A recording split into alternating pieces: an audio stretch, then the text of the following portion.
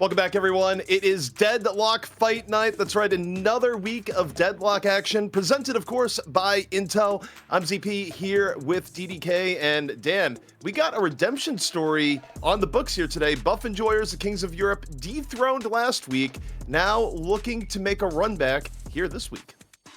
Yes, those games were actually really awesome to watch. If you guys missed them, I feel bad for you, but we will have Aegis Aurora defending that title, and they're a new team. We haven't really seen like a new team sort of enter and win so convincingly like they did, but there are a lot of interesting details as to how they accomplished that. And the question today, ZP, is whether they can replicate that success. Yeah, and for those who are just wondering what the schedule is going to be for today, this is what we're dealing with here. If you're new to Deadlock Fight Night, we open up with our EU best of one. 2 challenging teams fight, and then the winner of the best of one goes on to fight the champion of the last week. In this case, Aegis Aurora, a team that, you know, has been in the thick of things for a while, but really made their run last week, Dan, showing, you know what, the top of EU, not quite locked in. Absolutely, yeah. It's going to be interesting to see what the developments look like. We've seen some changes to the meta, and bringing just some new interesting compositions. But again, with that, GP, obviously comes the question as to how do you now you have a known quantity in Aegis Aurora. Is it much of a meta shift if you can sort of just ban the combinations of heroes that they utilize to achieve such success? Because there were certainly some consistent trends that weren't getting banned, so it does still remain to be seen. Yeah, and not only that, but also a little bit of patch note changes, which we'll get into later. Heroes like Yamato, not quite as strong this week, but we're going to get right into it. Our 2 teams here, of course, to kick off the day, it's going to be Buff Enjoyers taking on Aegis Aurora, and some familiar names on Aegis Aurora as we get to the roster read here, where the most notable, of course, would be Piggy. Piggy used to be on Buff Enjoyers. If you go back to, a few months back in EU, now gets a chance for a little bit of revenge, Dan, against his old team. Zanya also ending up on Gamma after the Pajulai-Scumbria shakeup. So, Buff Enjoyers going to be the same as always, but it's always interesting to see the team shakeups and what ends up getting formed over time.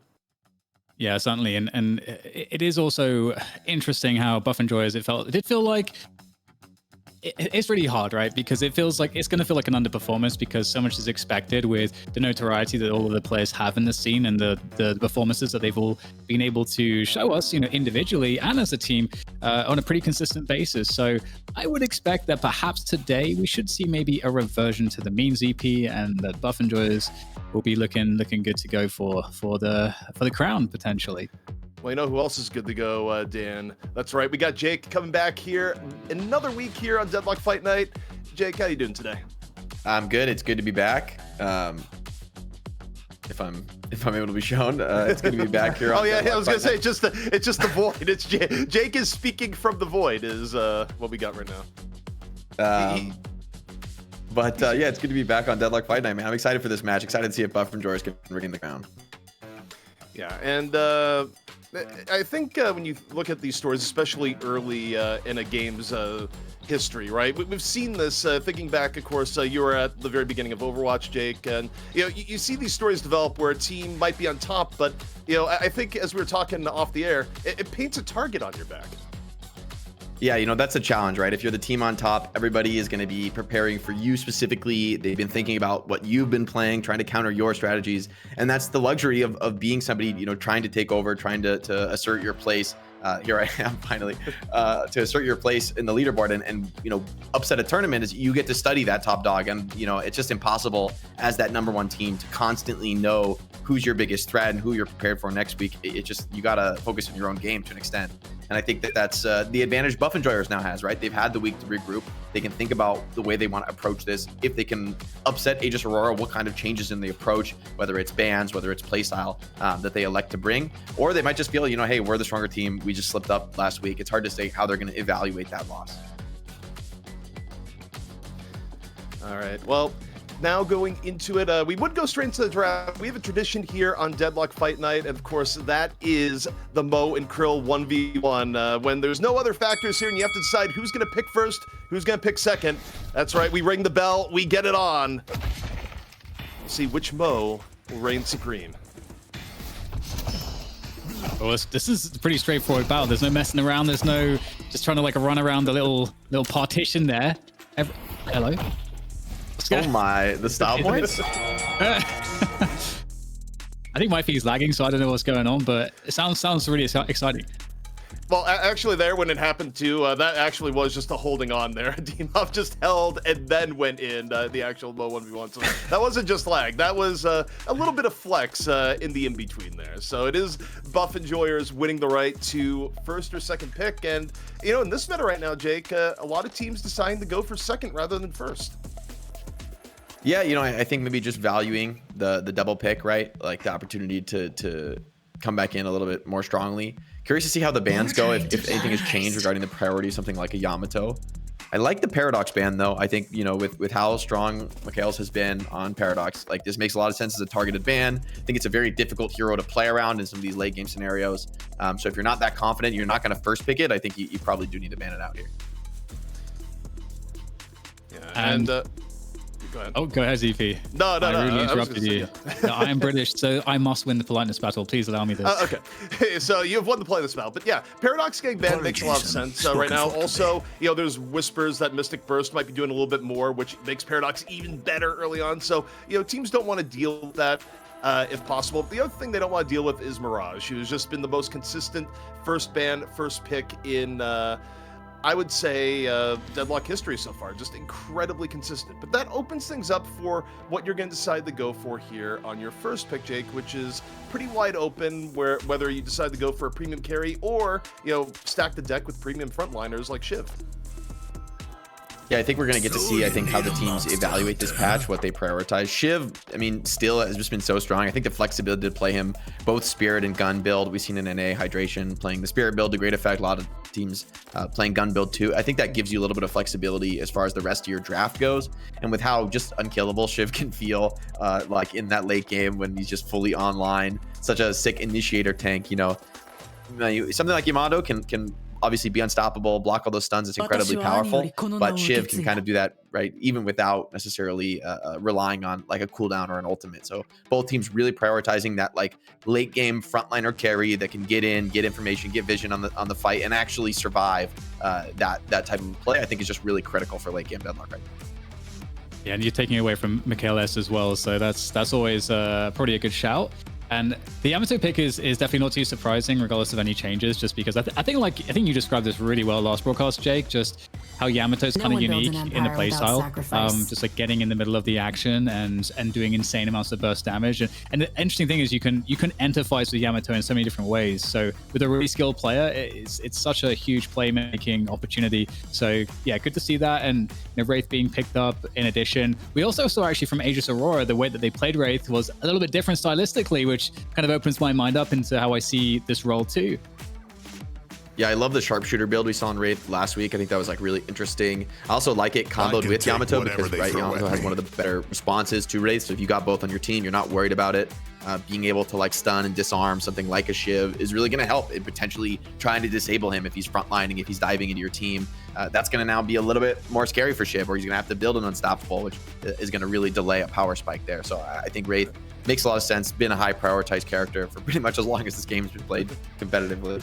Yeah, Wraith has never been out of the mix, but what's really interesting to me right now is how Gamma's prioritizing their draft, where I'm not sure how much of this is Gamma playing in their wheelhouse or Gamma just taking away what Buff Enjoyers loves to run. Because you think to last Deadlock Fight Night and really Buff Enjoyers over the entire course of December, what they prioritized was running a strong front line, usually with Shiv, usually with Abrams. Now, with both of those off the board, it kind of forces them, with their next pick, I feel like, to go for Warden before we head into the mid-draft bans.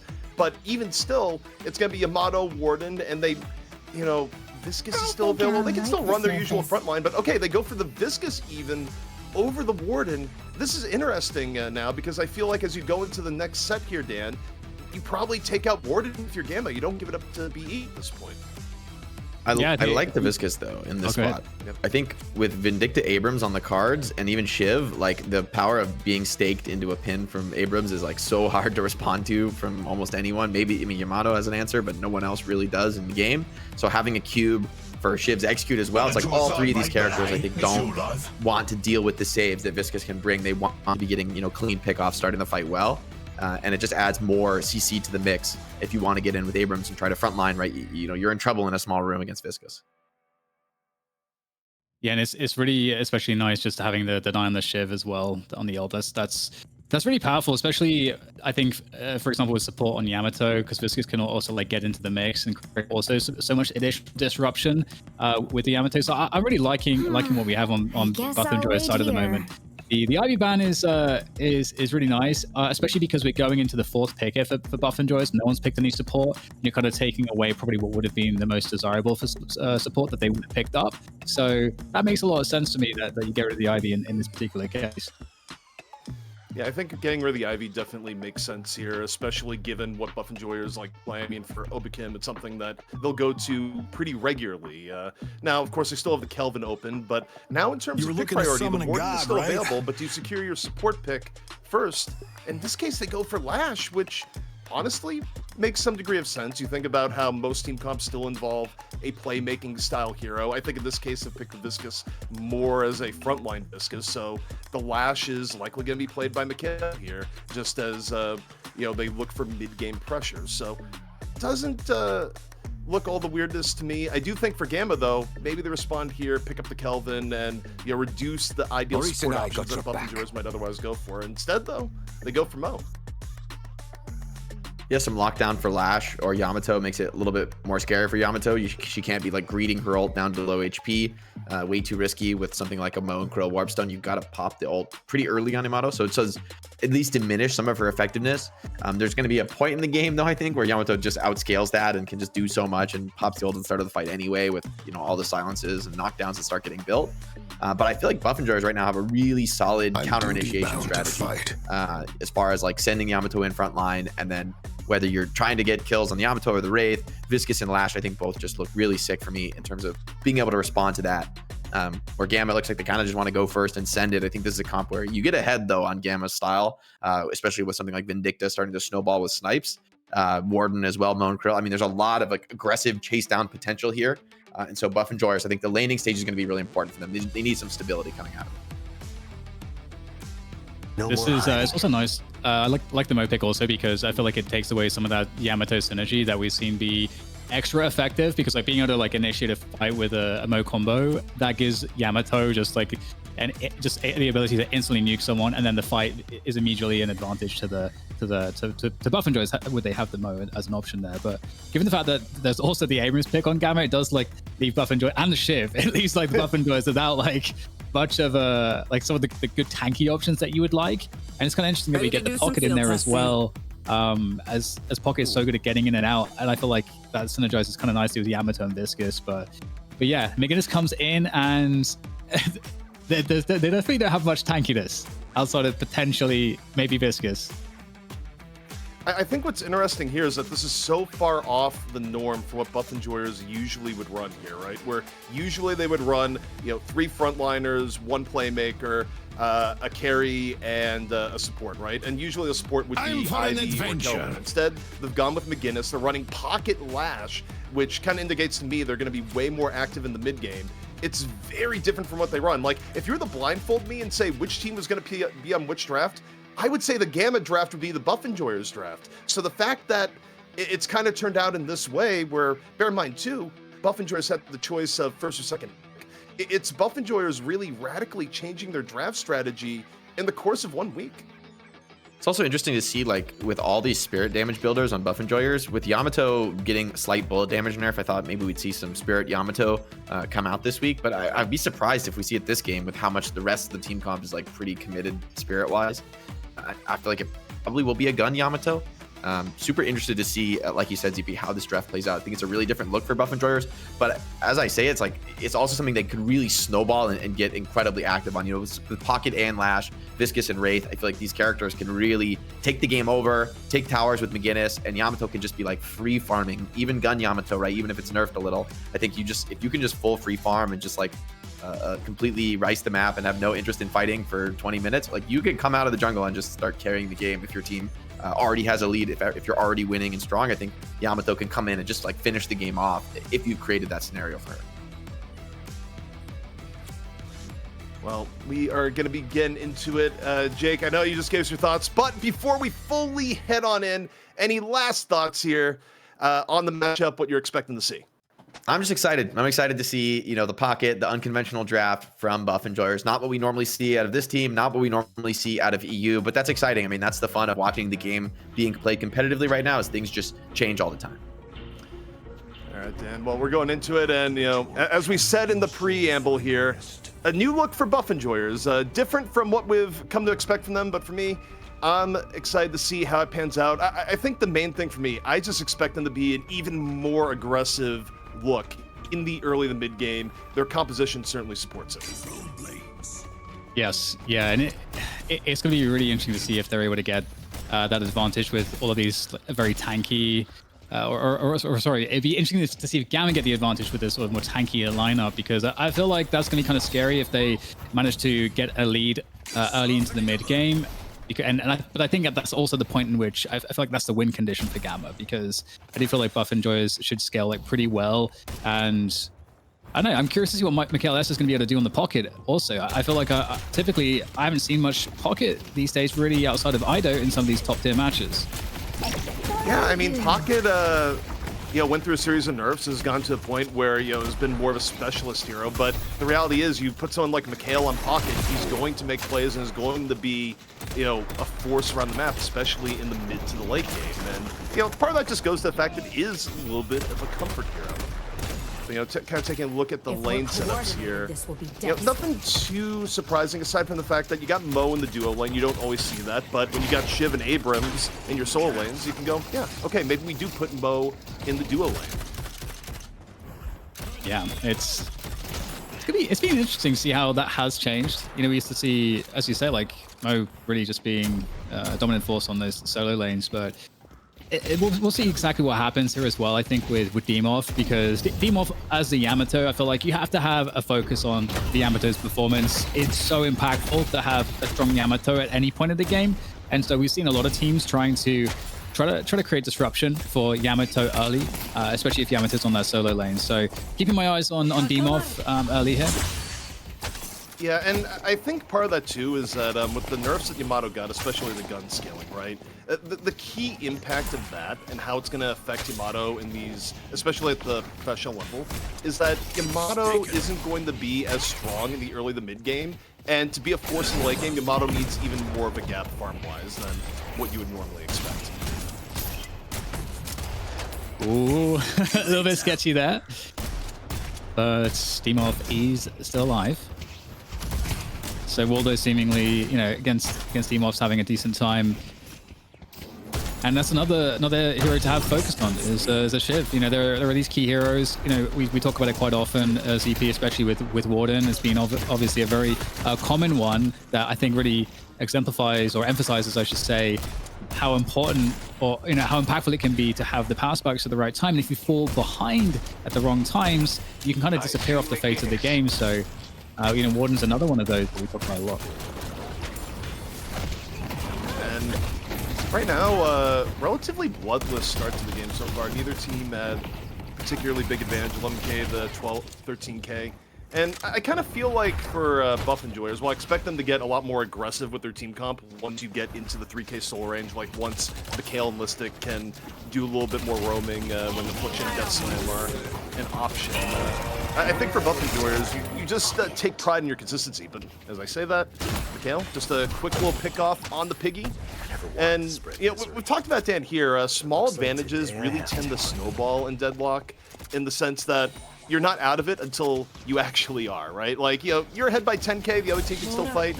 You get ahead by 20 or 30k, suddenly it's unwinnable. And just building to that advantage early, super important. Yeah, and so far, I mean, there's not been actually too much action in terms of kills. It's again something else that I think we saw a lot last week is even in both Europe and North America, a lot of kills happening early. With that said, Warden going down, it would appear Buff Enjoyers taking full advantage of Cole and actually crafting what feels like somewhat of a sizable lead for this. Like 4 minutes in, 2k, 3k is actually kind of a large amount, but we'll see if that can be remedied here. Well, I think the scary thing for Gamma right now is just not letting the early to mid game get too out of hand. I mean, now you're at a 3K Viscus that you're going to see be more aggressive.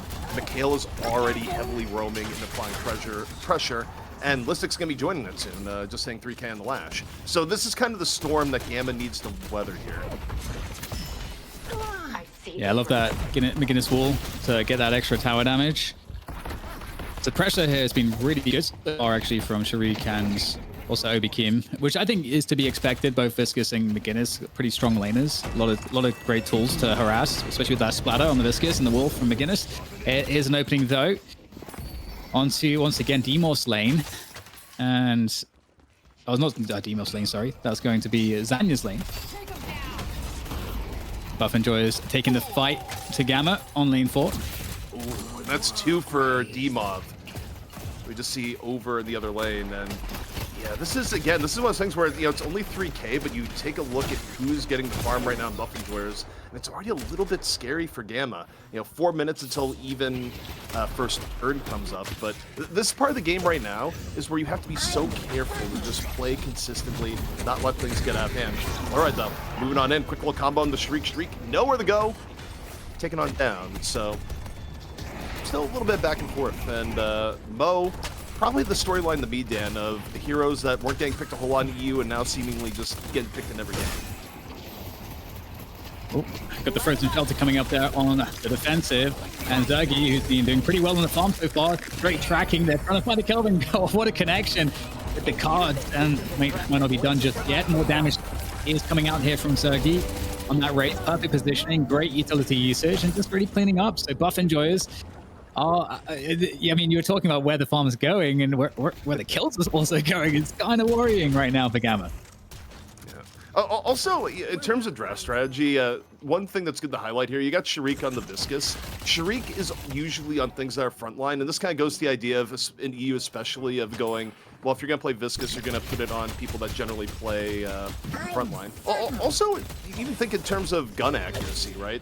The Viscus gun, Warden gun, actually very similar in terms of bullet speeds and how to aim. So the idea of having, you know, your pool be Warden and Viscus, not actually as ridiculous as it may sound, but however, again, it's Fluoride.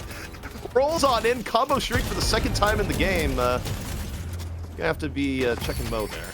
Into my power. Yeah, and you know, we put a lot of focus on that score differential, but actually it's gone and swung Gamma's way slightly, which means, you know, there is a recovery there. Despite really not having a great time in some of these fights, they're still managing to maintain the soul parity between themselves and Buffenjoyers.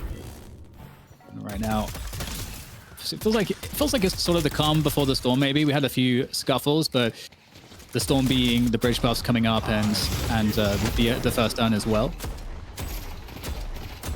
Yeah, I think right now, if you're Gamma, the fact that you've kept it even somewhat even after how parts of the mid game were looking, you know, you take that as it is at the moment. Just taking a look back over in the lane 2.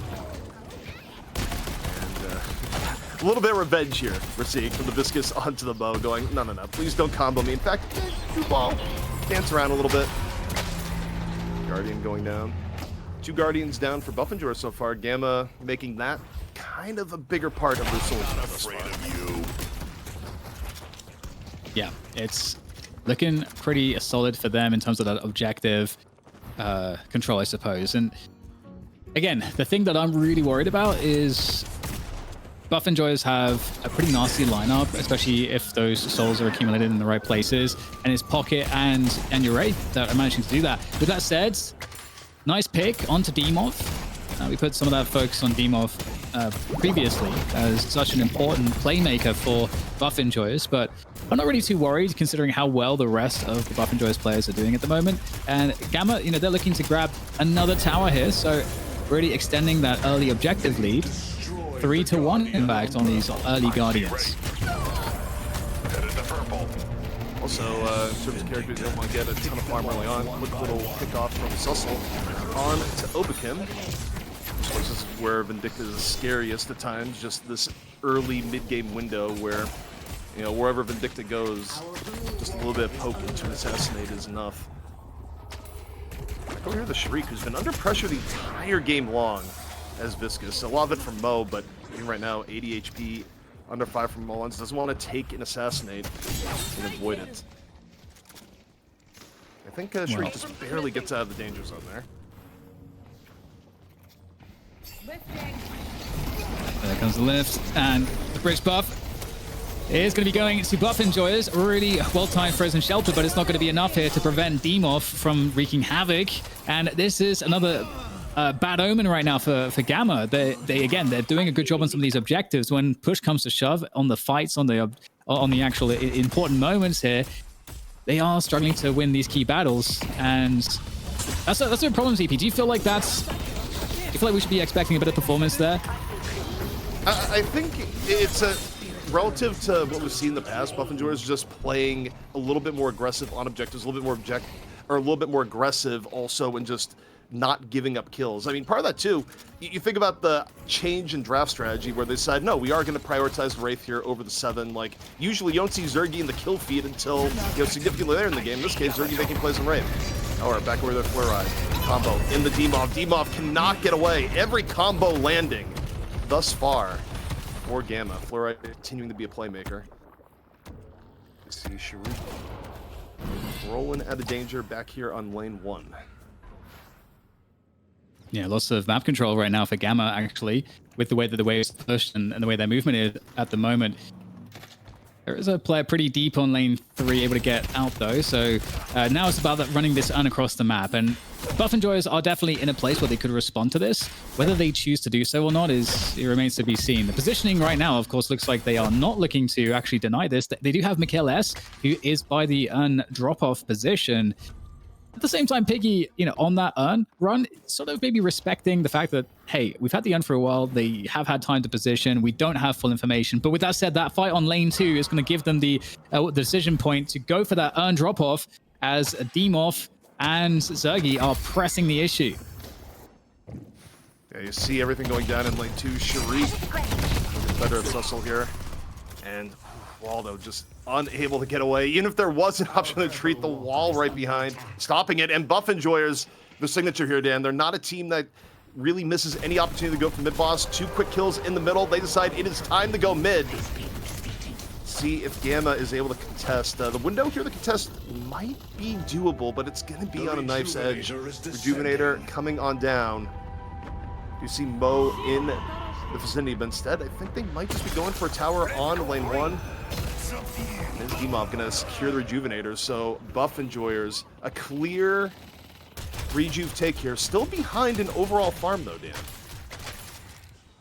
Yes, indeed. It's looking too good for Buff Enjoyers at the moment, I would say, especially with this Rejuve. The question is kind of what are they going to be doing behind?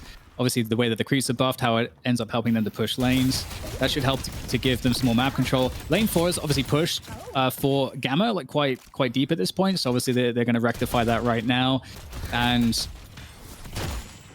with the bridge bus coming up in a couple of minutes, even though Buff Enjoyers are like behind 10k, I still feel like they're winning, ZP. Yeah, except here's what's keeping them behind. Every single time combo is up, Fluoride makes rotation, grabs a member of Buff Enjoyers, puts them down, the fall through is there, and there's Buff Enjoyers haven't been able to stop that. I mean, half the time it's been on Viscous, so you're not gonna be able to cube yourself, but it's been interesting, the rotations coming in, because even when Buff Enjoyers might be on the verge of taking some advantage, again, the combo comes off on cooldown, someone goes down, and it keeps Gamma in the game. Yeah, you don't have to win all the fights, just have to win the correct ones. Maybe that's the philosophy here for Gamma, as they are going to be once again in the mix on lane 3, trying to defend. And, there comes the Lash ultimate. The Death Slam is going to catch 1 or 2 players, so huge turnaround here for Buff Enjoyers. That's going to allow them to string some objectives together off the back of that. Will they go for the Walker as well? Why the hell not? They've got plenty of time to do this. In position, still have the Rejuve as well, so Buff Enjoyers are certainly in a great spot here to also fall back behind the CP and pick up those bridge buffs. It feels like this should be the turning point for them. Well, you take a look at the overall economy. Oh, man, Mikhail even getting toll on the other end. But, yeah, they're going to... It's about 25 seconds from buffs coming up. Overall, getting good push onto the objective. Still, though, an overall economy more behind than you expect. But again, though, you kind of look at who's getting the farm. Zergy at 15K right now, still pretty good in terms of where you'd want the farm to be allocated. Shiv is at 13K on the other side, so not at a point where he's just stat checking everyone else on your team. The actual who has the farm story right now is not bad for Buffalo, but again, here we go. Fluoride in, drops the combo, cube out in response. See how this ends up here. A little bit of a freeze, and Dimov ends up going down, so Gamma's still very good every time combo's off cooldown. Yeah, the urn is going to be ferried across the map now by Piggy, and well, that's going to turn into a fight here also on lane 2 at the same time. So really deep pressure there for Gamma, so that could potentially protect the urn deposit, although looks like Piggy with that urn is going to be, falling back into base to like go and help this situation. I definitely feel like that's a smarter choice. Lane 3 as well, that pressure on from Gamma is going to force Buff Enjoyers to have to respond, and that could be an opening now on the map for the urn to be potentially deposited. We'll have to see if Piggy decides to go for that. They should see on the mini-map exactly where all the opponents are, but is there enough time to get across? Yeah, he's going to go for it. Piggy's going for the deposit. This could be a great consolation CP because it does not look very good here for Buff Enjoyers potentially, but as I say that, 3 kills going their way onto Gamma. They're still obviously fighting right here deep on lane 2 as the urn is going to be deposited, and Buff Enjoyers, yeah, it looks like they're going to be coming away with the advantage here, and Piggy is actually contested there at the urn drop-off spot. Here comes Sharik. Oh, and there's problems, big problems right now for Gamma. Honestly, massive team fight turnaround from Buff Enjoyers, just the right engage. And here's what I'll point your attention to here. It doesn't start with Fluoride comboing someone. So they take the initiative, they get the engage, they get a few quick pickoffs, and it just snowballs out of there. And now for Gamma, you start having some real issues to deal with right now. Mikhail is in the pocket zone where Pocket can be ultra aggressive and not get punished at it at 21K. Dimov, still in a reasonable area to check as far as Yamato goes, so it's not as big of a deal, especially with the recent nerfs. But you look at the Zergy end, Mikhail and Zergy are going to be able to sort of dictate terms early in the fights right now, Dan. And for Gamma, what you would expect for them to sort of be setting the tone in these fights, it's not quite there yet farm-wise. I mean, Toll is pretty close, but they're still very reliant on Fluoride landing a good combo. But 17 minutes right now, mid-boss back up in 2. Yeah, this could be the moment really for Buff Enjoyers, because if we think about it, they've been kind of behind for a long time. They finally managed to swing things into their favor on the souls, and also just in every category really, except perhaps these last 2 walkers that still need to go down, but that could be precipitated by a successful fight over the mid-boss. But might be some fights before that point even, as the mid-boss is a minute 30 away. You've got to be really careful at this timing that you don't get a team wipe. And you can see, in fact, Gamma will actually retract their forward position, and it looks like Buff Enjoyers won't be able to get that fight after all. But again, we're getting closer and closer to the mid-boss, so I feel like that big team fight is inevitable one way or the other. Yeah, and I mean, with Buff Enjoyers too, you dug yourself out of the hole early on. You've had way more success in just pushing at the right time, and now you get pushing. Ball gonna get dropped here early from Mobican, forcing out the early dome from Piggy. Dimov in Shadow Transformation, stuck in the dome. wants out, in fact, here. Gonna get hit by the cube by Sharik. Counter engage in from Gamma. Toll. Last stand over and in. Piggy finding Dimov. So Dimov got stuck in the freezer, couldn't get out. Mikhail counter dive. You see the Sharik now trying to goo ball to a better position. Sure, Sharik's getting away. Does not. Piggy on the finish. And it was a really nice frozen shelter from Piggy, Dan, that kind of kicked off that fight, led to the isolation on the Dimov, and Gamma sees the better of it about 25 seconds before mid-boss is up. Yeah, brilliant stuff. Yeah, disrupting the fight, blocking off lines of sight, making it so that the heroes are unable to synergize effectively on Buff Enjoyer's side. Yeah, absolutely perfect. Couldn't agree more. And Gamma, the ones coming ahead on that fight just as the mid-boss is spawning. So it's kind of, the timing is really close. Had those deaths happened for Buff Enjoyers maybe like 10 seconds later, they might be feeling a bit more pressure, but they have time to get to the mid-boss here to potentially challenge for this. And I feel like they must do this, GP. Buff Enjoyers have to go for the challenge. Yeah, the Rejuvenator coming on down. Buff Enjoyers. We'll see how the contest goes. go. Wall is down again, so good at trying the contest, but not this time! The wall does not stop Wall, though, from getting the Rejuvenator. Gamma making the most of the opportunity.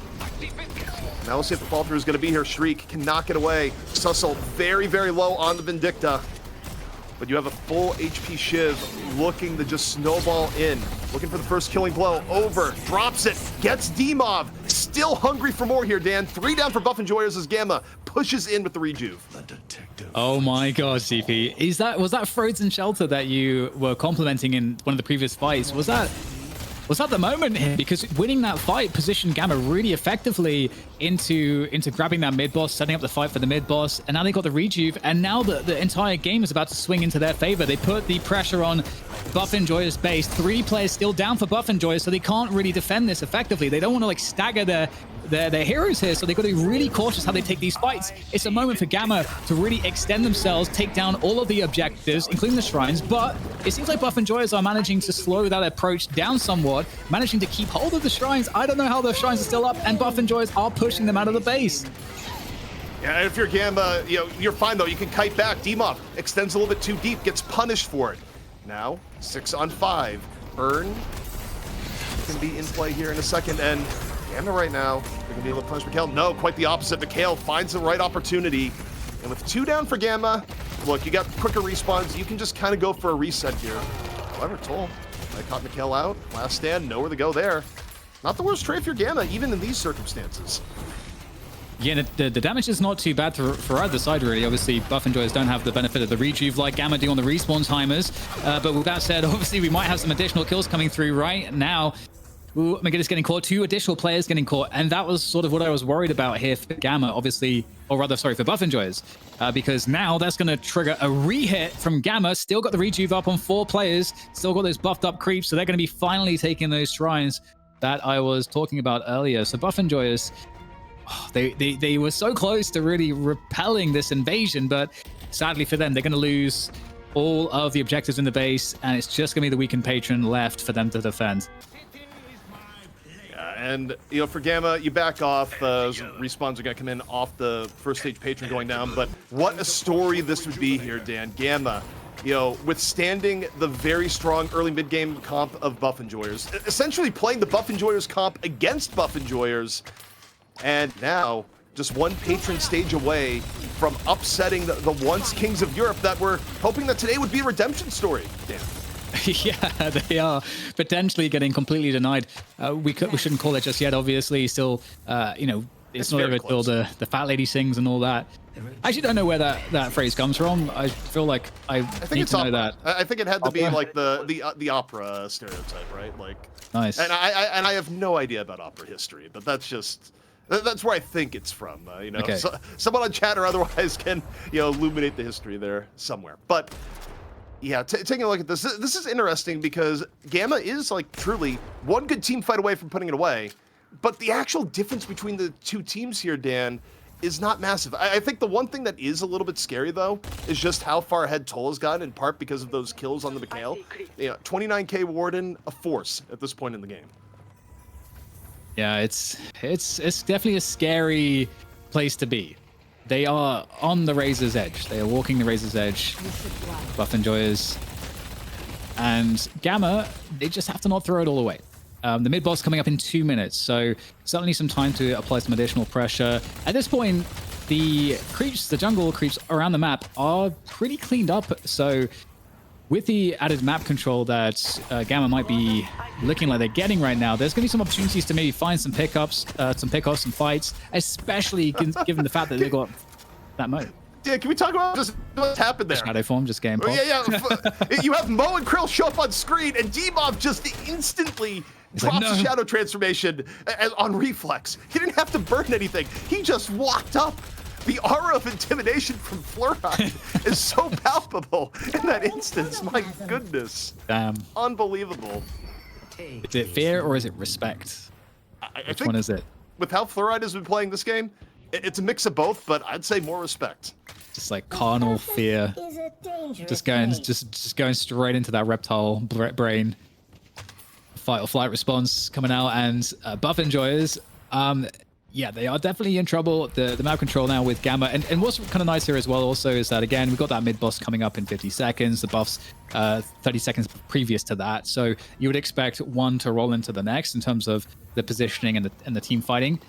So the question is, Buff Enjoyers, how are they going to be able to manage this situation? Do they want to split bridge buffs? It kind of looks like that's going to be the case between the two teams. But then it's going to be about this mid boss battle. A wall coming out early here on the left. You see buffs spawning right now, and it's split between two teams. Gamma got one buff, Buff Enjoyers on the second buff. And I think the key is here, mindset-wise for Gamma, Dan, in this position is, you know you're ahead. You know you have Buff Enjoyers on the ropes, but you also know you're going against the most seasoned team in Europe historically, and things can change in an instant. You just cannot afford to give up an easy mistake here. Again! He shows up and instantly forces Shadow Transformation. Now, maybe they get a fight here, but it's not going to be max value for Demov in any case. Mo just might be the answer to Yamato just by existing, as it turns out. But now, Gamma, they know Shadow Transformation is down. It makes for an easier rejuve take, and they want to force it here and now. Yeah, it's going to be very difficult for Buff Enjoyers, but we'll see if they have any shenanigans here as the rejuve falls from the ceiling. Who's going to be able to pick it up? It looks so good positionally here for Gamma to grab this one, but there's the McGinnis wall. It's not going to stop the effort though for Gamma. They will collect the rejuve once again. They became already down in these fights. We do have some very, very low plays here for Gamma, and there goes the Vindicta. Slugfest is dead. Sergey's doing really good work on the outside. Was able to get the flank on the Vindicta, but the frontline presence, and it's just so strong. Fluoride and Toll are able to go for it. However, Demov on the outskirts punishes Waldo. It's Demov and Zergy trying to bring this back for Buff Enjoyers. 3 down for Buff Enjoyers, 2 down for Gamma. Let's see if Mikhail can work a little bit of magic, and no, Zanya and Toll just too much in the moment. A little bit of a stat check, and Dan, could this be it? Buff Enjoyers, a lot waiting on respawn, and Gamma coming out the rejuve, looking to put Buff Enjoyers down.